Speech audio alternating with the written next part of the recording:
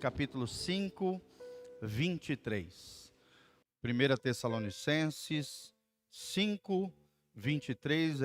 São dois textos chaves que nós vamos utilizar para a ministração dessa noite. Nós temos falado muito sobre nós compreendermos as três dimensões do homem. Quando eu falo homem, estou falando de humanidade: corpo, alma e espírito. Hoje nós vamos dar destaque ao corpo e trazemos uma palavra relacionada a isso, com relação à vida, do cristão, a transformação que Jesus faz através do poder do Evangelho na nossa vida, mudando o nosso rumo, nos alinhando com o céu, nos colocando no prumo de Deus, e é sobre isso que nós vamos falar. O título da mensagem é Sacrifício Vivo para Deus. Quantos aqui querem ser um sacrifício vivo para Deus? Na antiguidade, no Antigo Testamento, quando você queria ter o perdão dos seus pecados, você oferecia, se você era simples, pobre, você oferecia uma rolinha, uma pombinha branca. Se você tinha um pouquinho mais de posse, você oferecia um novilho, um gadinho, um gado pequenininho. Se tinha um pouquinho mais de dinheiro, você oferecia um carneirinho, um cordeiro. Não podia ter mancha, não podia ter nenhuma parte quebrada ou rota, jamais, tinha que ser um animal perfeito, porque era um símbolo do Messias que viria, Jesus de Nazaré, amém? O nosso sacrifício perfeito, Jesus de Nazaré. Então é interessante que desde a antiguidade, desde depois que Adão e Eva pecaram, Deus matou ali um cordeirinho, pegou as vestes, vestiu Eva e Adão, pós o seu pecado, e a partir de então, esses sacrifícios, esses holocaustos, se tornaram uma ritualística dentro do povo de Israel. Sim ou não? Você está lendo ali o Antigo Testamento, você vai ver muito isso, e oferecer um sacrifício. E Abraão levantou um altar diante do Senhor. E Elias no Monte Carmelo, ofereceu um sacrifício, jogou água nele ainda, e Deus derramou a sua glória, o seu fogo, chupou aquela água toda e fez o fogo consumir o sacrifício. Então sempre teve no Antigo Testamento esse sacrifício, porque esses sacrifícios apontavam para quem? Para Jesus, para a cruz do Calvário, onde Jesus seria oferecido como o sacrifício vivo, santo e agradável de Deus para cada um de nós, para o perdão dos nossos pecados. Então nós vamos aprender aqui o que Deus espera de nós hoje, na era da igreja, na dispensação da graça. Como é que funciona esse negócio de sacrifício, já que Jesus se ofereceu de uma vez por todas como nosso sacrifício, como nosso cordeiro pascal, nós vamos falar sobre isso domingo, como nosso sacrifício vivo na cruz do Calvário. Que tipo de sacrifício Deus espera de nós hoje? E será que nós temos realmente vivido um sacrifício espiritual para Deus? Ou temos feito sacrifícios de tolos? Hoje a gente tem visto muitas pessoas, através da religiosidade aparente, fazerem sacrifícios de tolos. Fala comigo, sacrifícios de tolos. Por quê? Numa mente religiosa, ela pensa que através do sacrifício ela vai, de alguma maneira, chamar a atenção de Deus e receber alguma dádiva de Deus. Mas não adianta nada você fazer sacrifícios para Deus, e o que Deus pede para nós vamos entender hoje, são sacrifícios espirituais, consagração a Deus, santificação, porque para Deus mais importa obedecer do que sacrificar. Fala comigo, mais importa obedecer do que sacrificar. Então nós vemos muito hoje, as pessoas vivendo a vida toda errada, o ano todo, aí chega na Páscoa, chega no Natal, as pessoas querem fazer algum artifício religioso, algum cerimonial, alguma promessa, alguma coisa para tentar chamar a atenção de Deus e ter os seus pecados perdoados. Mas o restante do ano vivem uma vida totalmente errada, equivocada, viram as costas para Deus. Não é assim que funciona no Evangelho de nosso Senhor Jesus Cristo. Amém? Nós vamos ler um versículo que geralmente eu sempre oro aqui no final sobre a vida de vocês. 1 Tessalonicenses 5:23. Olha só, o título aqui da mensagem é A Oração pela Vida Integral da Igreja. Olha só, coisa linda. E aí no 23 ele diz assim, no final, do livro da epístola de Paulo aos Tessalonicenses, ele diz: "E o mesmo Deus de paz vos santifique em tudo, em todo o vosso espírito, alma e corpo, sejam plenamente conservados, irrepreensíveis para a vinda de nosso Senhor Jesus Cristo." Amém? Fala comigo, que o Senhor me santifique em tudo, no corpo, na alma e no espírito, até a volta de Jesus. Quem tem esse desejo aí sobre a sua vida, levanta as mãos e fala: Senhor, recebe um holocausto, um sacrifício vivo, santo e agradável diante do Senhor. Amém? É sobre isso que nós vamos falar. Agora eu queria que você abrisse comigo Romanos, capítulo 12, versículo 1. Também fala sobre essa temática que nós estamos falando. Aqui está falando sobre o culto racional, o culto inteligente, o culto que agrada verdadeiramente o Senhor. As práticas espirituais, os sacrifícios espirituais que Deus espera de mim e de você. Ele diz assim: rogo-vos, ou seja, ele está rogando, ele está clamando, ele está pedindo aos irmãos que estavam ali em Roma. Ele diz: rogo-vos, pois, irmãos, pela compaixão de Deus, que apresentei os vossos corpos em sacrifício vivo, santo e agradável a quem? A Deus. Este é o vosso culto racional. E a grande pergunta é essa: será que eu tenho oferecido o meu corpo para Deus? Será que o meu corpo tem glorificado ao Senhor? Já que eu não posso mais sacrificar pombinhos, novilhinhos, carneirinhos ao Senhor, o que eu posso sacrificar para Deus como um sacrifício espiritual diante do Senhor? E a Bíblia falou, tanto em 1 Tessalonicenses 5:21, como principalmente aqui, Romanos 12:1, a Bíblia está falando sobre isso. Amém? Coloca a mãozinha no seu coração e fala: o meu corpo é para a glória de Deus. É um sacrifício vivo diante do Senhor. Então pode botar a capinha da nossa ministração. O título é esse: sacrifício vivo para Deus. Será que eu e você somos um sacrifício vivo para Deus? Será que quando Deus olha para nós lá do céu, Ele olha para nós como um sacrifício agradável diante do Senhor? Será que aquilo que sobe de nós através da oração, da adoração, do jejum, da leitura da palavra, das disciplinas espirituais tem agradado a Deus? Será que eu tenho oferecido o meu corpo para a glória de Deus? Eu tenho usado a minha boca para a glória de Deus, os meus olhos, as minhas mãos, os meus 5 sentidos, os meus pés. Nós vamos falar sobre cada uma dessas partes à luz da palavra de Deus. E vamos consagrar no final dessa ministração o nosso corpo para a glória de Deus. Amém, queridos?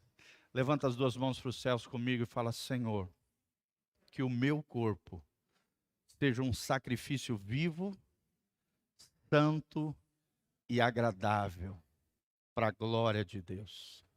Esse é o culto racional que Deus espera de nós. Tem muita gente que vem para a igreja, sai da igreja e quando sai da igreja usa de forma indevida o seu corpo.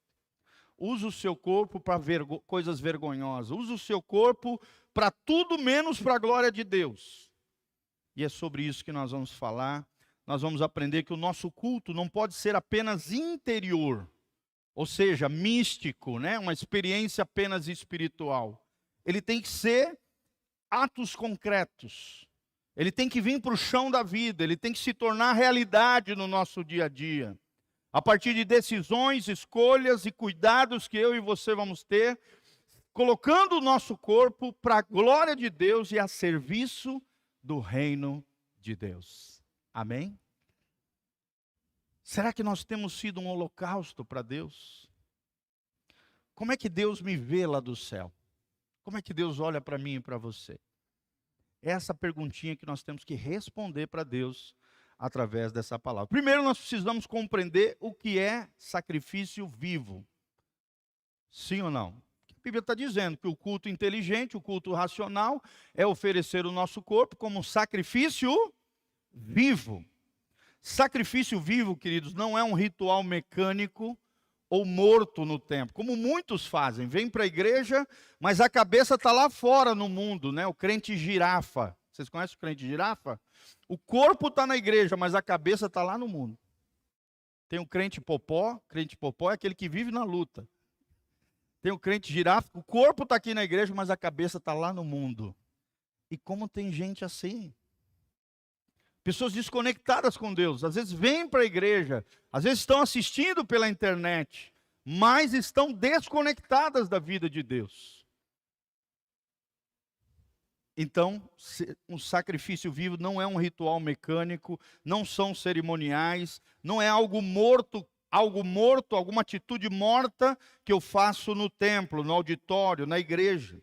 O nosso culto, a Bíblia está dizendo, ele precisa ser inteligente, ele precisa ser espontâneo, ele precisa ser com o coração.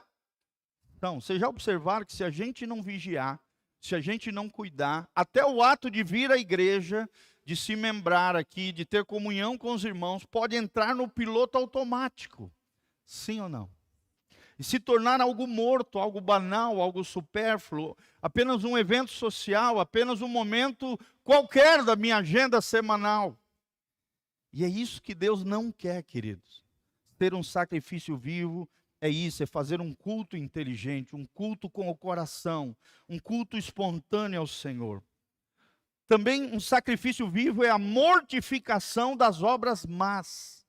Ou seja, de tudo aquilo que eu fazia e que eu não posso fazer mais, que abalava a minha comunhão com Deus.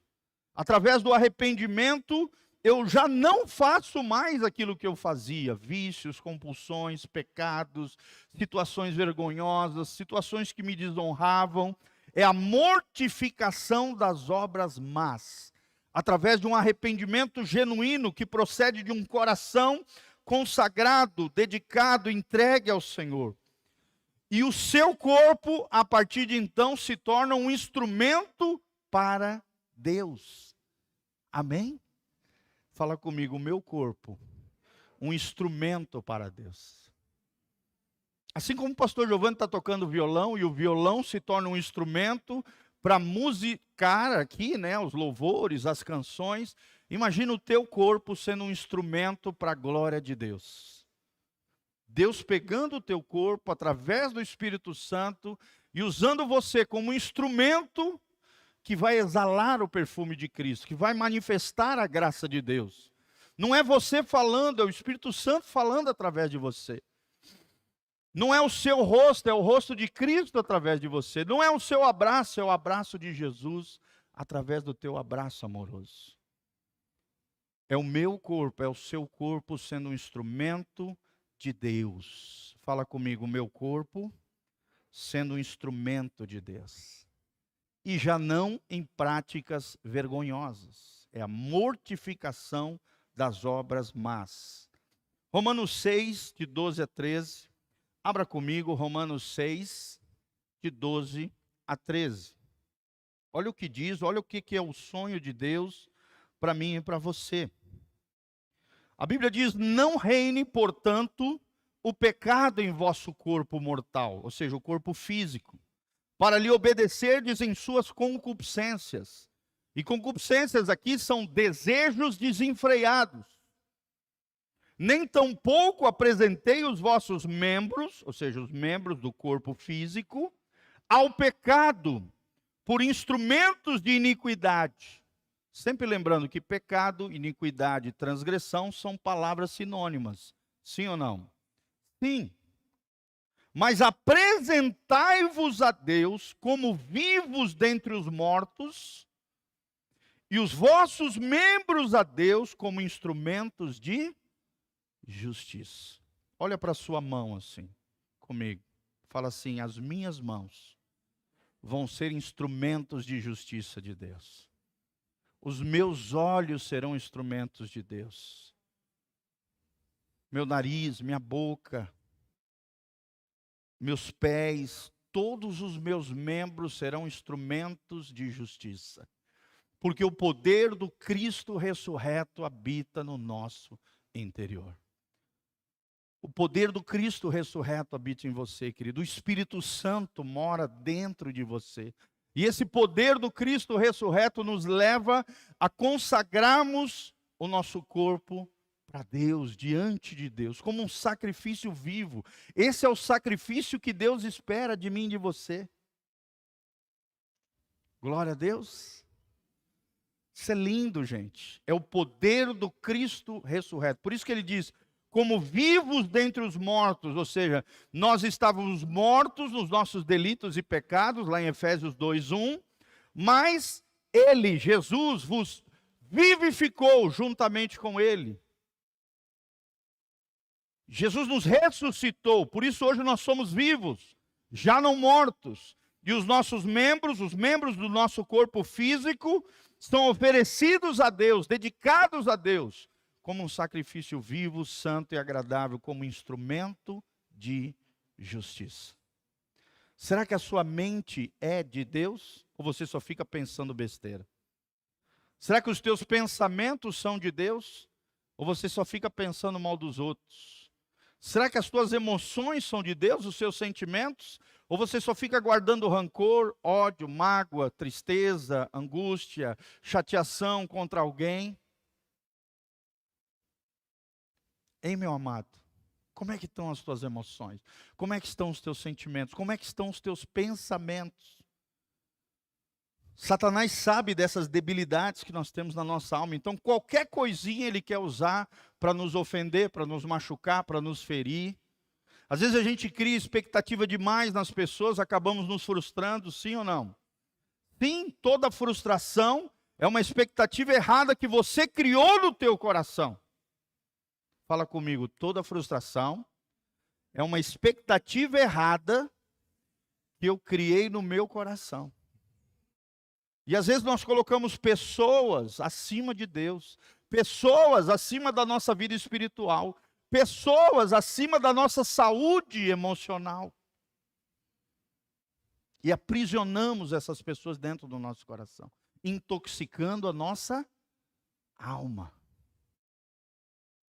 É a isca de Satanás. Tem até um livrinho do John Bevere chamado A Isca de Satanás. Tem uma isca de peixe na capa. É o que o diabo faz. Ele, através da ofensa, através das injustiças que nós sofremos, ele joga a isca. Se você captar ela, ele te aprisiona com o seu anzol, maligno e tóxico. E intoxica a tua alma. Através de frustrações, decepções, amarguras, ódio, ressentimento, ofensas, injustiças que você sofreu. Olha o que diz um filósofo antigo que não era crente. Ele dizia assim: o importante não é o que fizeram com você. O importante é o que você está fazendo com aquilo que fizeram com você. Sim ou não? Eu posso pegar aquilo que me fizeram e me jogar para baixo. Né? É o que o diabo quer, te jogar para baixo, te detonar, te intoxicar e jogar você na latrina emocional. Ou então eu posso pegar aquela negatividade, aquela coisa ruim que me fizeram e processar aquilo na perspectiva de Deus, perdoar o meu ofensor e ainda ter a capacidade em Deus de olhar com graça e misericórdia para aquele que me ofendeu. É assim que Jesus olhava para os seus ofensores. E é assim que eu e você precisamos não engolir a isca de Satanás e sermos rápidos no gatilho do perdão, da graça, da misericórdia e da compaixão com aqueles que nos ofenderam. Amém? Não estou dizendo para você ser melhor amigo dele, não estou dizendo para você, expor o teu coração o tempo todo para ser pisoteado pelos outros. Não, não é isso. Isso é uma escolha sua, é uma decisão sua. Nós temos que guardar também o nosso coração, sim ou não? A Bíblia diz sobre tudo que se deve guardar, guarda o teu coração, porque dele procede as fontes da vida. Eu preciso guardar a minha fonte de vida, que é o meu coração. Não vou expor meu coração para qualquer um. Fica massacrando, pisoteando e me detonando. Mas eu tenho que saber sair das situações de forma correta, em nome de Jesus. Amém? A participação e a frequência na igreja, com o corpo de Cristo, com o coração no culto, é outra espécie de sacrifício para Deus também. Sim ou não, irmãos? Às vezes a gente está cansado, trabalhou o dia todo, aí o fato de ir na igreja, parece que existe uma resistência, o corpo não quer, a alma não quer, você está cansado, mas aí você faz um sacrifício vivo. Amém? A frequência na igreja é um sacrifício vivo diante do Senhor. Não é fácil, a tua alma não quer, a tua carne não quer, o teu corpo não quer, o diabo não quer, o inferno não quer, mas Deus quer. Que você venha na igreja, que você participe dos cultos, que você diga não para a tua alma, que você diga não para o teu corpo, subjugue os dois e diga, não, quem manda aqui é o Espírito Santo de Deus. Amém? Você não pode, talvez você não esteja 100%, mas você está aberto para aquilo que Deus quer falar, para aquilo que Deus quer fazer na sua vida. Amém? É um sacrifício espiritual. A participação, a frequência, com o corpo e com o coração no culto para Deus. Lembre-se, o nosso corpo pertence a Deus. Foi criado por Deus e para Ele. Abra comigo Romanos 11, 36. Olha o que diz Romanos 11, 36. Romanos 11, 36, a Bíblia diz, porque dele e por ele e para ele são todas as, inclusive o teu corpo, inclusive a tua alma, inclusive o teu espírito humano. Sim ou não? Inclusive a tua casa, inclusive os nossos bens, inclusive o nosso carro, inclusive os nossos filhos, inclusive tudo que nós temos, nada é nosso, irmão. Quem é crente, quem é cristão, ele compreende isso, nada é nosso, tudo é dele. Somos apenas mordomos, administradores daquilo que Deus nos confiou. E a Bíblia diz lá em 1 Coríntios que aquilo que se requer dos mordomos do céu, dos administradores de Deus, do que ele chama de dispenseiros, é que cada um deles seja encontrado fiel. Amém? Será que nós temos sido fiéis? Será que Deus tem encontrado em nós fidelidade? Ou tudo a gente pensa que é nosso, é meu, né? E nós estamos vivendo essa geração egoísta, individualista e materialista. Sim ou não? Fala comigo, egoísmo, individualismo e materialismo. Apegado ao material. Individual, cada um pensando em si, no seu umbigo. E cada um sendo egoísta também. Egoísmo, individualismo e materialismo. É a marca da nossa geração. Se você furar uma fila, vai dar uma briga. Sim ou não? Esse dia mesmo uma mulher ficou de cara assim. Que a gente chegou junto na hora de comer. Aí eu peguei, recuei e falei, não querida, pode ir. Primeiro as mulheres. Aprendi isso com meus pais, com a minha mãe, com meu pai. Nós temos que honrar as mulheres, nós homens que aqui estamos, temos que honrar as mulheres. Eu ensino isso para os jovens, né? Chegou na hora da comida, meninos, espere, primeiro as mulheres. Aí elas, pastor, glória a Deus, dá-lhe chibata. Você está ensinando os meninos a serem cavalheiros. Esse dia mesmo cheguei para o meu filho, não é Emanuel, o outro, falei, vai lá, ele está na Moriquinha agora. Aí falei, vai lá e leva a menina até na casa dela. Não é só tchau na frente da tua casa. Não, você precisa levar a pessoa, cuidar dela. Levar até lá na casinha dela. Então é muito importante isso, gente. A educação dos nossos filhos é nossa responsabilidade. Dar a preferência, os últimos serão os primeiros, maior é aquele que serve. Então, é isso, queridos, somos santuários de Deus, somos morada do Altíssimo, fomos comprados pelo sangue precioso de Jesus. Abra comigo 1 Coríntios 6. 1 Coríntios 6, 19 e 20. Olha o que diz aqui o texto sagrado. Tem muita gente que diz, pastor, eu não estou afim de fazer esse negócio, a vida é minha. Irmão, tu não entendeu nada do evangelho. Deus fala isso, mas eu quero fazer isso. Então Jesus não é o teu Senhor.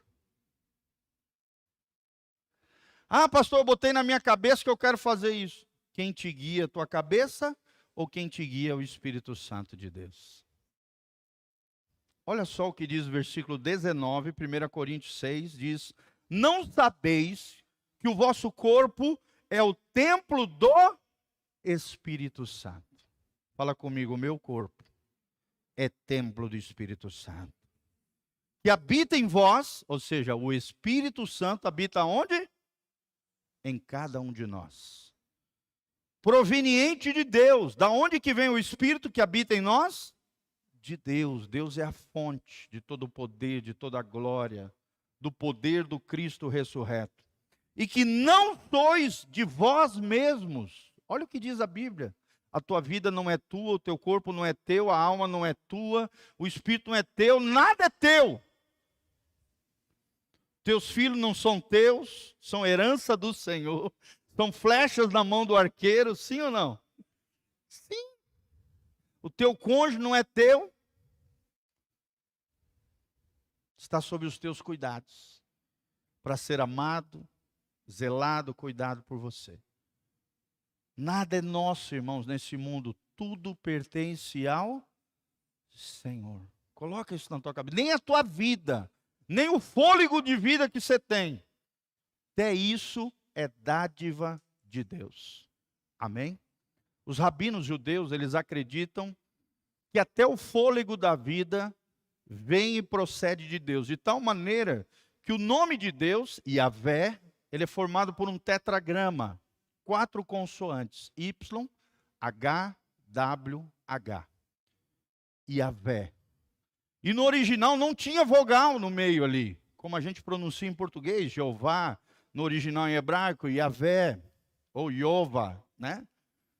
Então, se não tinha vogal, ele tinha um som de sopro, meio que... uma espécie de sopro. Porque não tinha vogal no meio, era apenas consoantes. É meio esquisito para nós que somos, né, da língua portuguesa, mas no hebraico existe isso. Existem essas coisas. Então, quando se pronunciava o nome de Deus, debaixo de muita reverência, de muita honra, dava a impressão, ao mencionar o nome de Deus, uma espécie de sopro. E é isso que os rabinos ensinam aos seus talmidins, aos seus discípulos. Que até quando nós respiramos, na verdade, nós estamos mencionando o nome de Deus. Ou seja, o fôlego de vida humano é uma invocação do nome do Senhor. O tetragrama YW, YHWH, o nome de Jeová, no original, é um sopro divino. E por isso os rabinos dizem que quando você respira, na verdade, você está falando Deus, Deus, Deus, Senhor, Senhor, Senhor. Olha que coisa tremenda isso, gente. Que coisa tremenda isso. Amém? Até o sopro seu, o teu respirar, pertence a quem? Ao Senhor. E depois do Covid, mais do que nunca, nós aprendemos a valorizar a nossa respiração e o nosso fôlego de vida. Sim ou não, irmãos? Quantos e quantos lutaram por um fôlego de vida, por uma normalidade no seu pulmão. Muitos, infelizmente, pereceram no meio dessa pandemia. Mas aqueles que escaparam da morte, à beira da morte, do precipício da morte ali, hoje mais do que nunca, valorizam o fôlego de vida. Sim ou não, gente? É tão automático o nosso respirar que às vezes a gente não percebe isso. Mas a vida de Deus está dentro de nós e até o fôlego de vida pertence ao Senhor. É o que diz a Bíblia aqui. E que não sois de vós mesmos. Vocês não são de vocês mesmos. Por isso que é um crime contra Deus, quebra a lei de Deus, é uma ofensa contra Deus quando um ser humano tenta tirar a própria vida. Porque a vida não é dele. A vida é de quem? De Deus. 1 Samuel, capítulo 2, a Bíblia diz, é Deus quem dá a vida e Deus é quem a toma de volta. Quem é o Senhor da vida e da morte. É Deus quem faz descer a sepultura e é Deus quem ressuscita dentre os mortos. Ou seja, a vida pertence a quem? Ao Senhor. Ninguém pode tocá-la. Por isso nós somos cristãos. Nós somos pró-vida. Em hipótese nenhuma aceitamos o aborto como algo normal. Pelo contrário, nós somos pró-vida. Porque cremos que no ato da concepção, quando um espermatozoide encontra um óvulo e ali se torna um zigoto, o primeiro ser vivo, ali uma alma surge. E ao multiplicar daquelas células e formar um novo ser, uma nova alma já está lá dentro. Ela não pode ser tocada. Ela foi criada pelo Criador. Eu e você não temos o direito de destruir essa vida que brota dentro de um útero de uma mãe. Amém? Glória a Deus. Fala comigo, Deus é o Criador da vida. Ele é o dono da vida e é o dono da morte. Você acredita nessas coisas? Tremendo isso, tremendo. Aí vem o versículo 20. Porque fostes comprados por bom preço, glorificai ao Senhor Deus com o vosso corpo e no vosso espírito, os quais pertencem a Deus. Por que Paulo teve que ensinar essas coisas? Porque na época da igreja primitiva, existia uma seita religiosa chamada gnosticismo. Os gnósticos ensinavam que para se salvar, você tinha que evoluir espiritualmente, através de 3 níveis, que eu não me lembro agora de cor, mas através de 3 níveis, você vai evoluindo através do conhecimento, da sabedoria, para níveis mais elevados. E você salva a si mesmo espiritualmente, de forma mística, invisível, apenas espiritual. O seu corpo para nada serve, ele é apenas o casulo da alma. A alma precisa se desenvolver, crescer, e através do conhecimento ela vai evoluindo até o ponto de se salvar. Ou seja, eles desprezavam o corpo. O corpo podia fazer o que quisesse, em vícios, compulsões, taras, seja o que for, o corpo para nada servia. Era apenas o casulo da alma. Isso é chamado de neoplatonismo dentro da filosofia. Quem trouxe essa ideia foi Platão, o grande filósofo Platão. Então o corpo para nada servia para os gnósticos. E eles se infiltravam no meio das comunidades, ensinando essas doutrinas equivocadas. E aí, é claro, promoviam a imoralidade sexual e toda sorte de vícios e compulsões dentro da igreja. E aí chega Paulo com a marreta gospel, dizendo, não é bem assim. O corpo não é seu, a vida não é sua. Os membros do teu corpo servem como instrumentos de justiça para a glória de Deus. O seu corpo é santuário do Espírito Santo. A imoralidade não pode estar dentro de vós. O seu corpo não pode ser usado de forma indevida, como ensinam os gnósticos. O seu corpo é santuário de Deus, é morada do Altíssimo, é habitação do próprio Senhor. Amém? Ele não diviniza o corpo, mas ele mostra que o corpo precisa ser dedicado, consagrado e santificado a Deus. Ele diz que a salvação não é através da sabedoria humana, pelo contrário, é através da sabedoria de Deus, que é uma inteligência humilhada aos pés de Jesus, aos pés da cruz. Amém? Fala comigo, inteligência humilhada. Que é através do crescimento, do quebrantamento, é que nós, aos pés da cruz, somos recebidos no lar eterno de Deus. Que não é por méritos próprios, não é por aquilo que eu faço, não é pelas obras, mas é através da fé, pela graça de Deus, que eu e você, pelos méritos não nossos, mas de Jesus, nós somos salvos e somos recolhidos no lar eterno de Deus. Se você santificar em tudo, foi o primeiro versículo que nós lemos, o teu corpo, a tua alma e o teu espírito, até a volta de Jesus. Fala comigo, corpo, alma e espírito, até a volta de Jesus. Glória a Deus. Quantos aqui vão ser sacrifícios vivos para Deus? Amém? Glória a Deus. Fala comigo, Senhor, eu quero ser um sacrifício vivo para a glória de Deus. Fala comigo, Senhor, eu quero que o meu corpo seja um instrumento da tua glória, seja um instrumento da tua justiça, para a glória de Deus. Amém?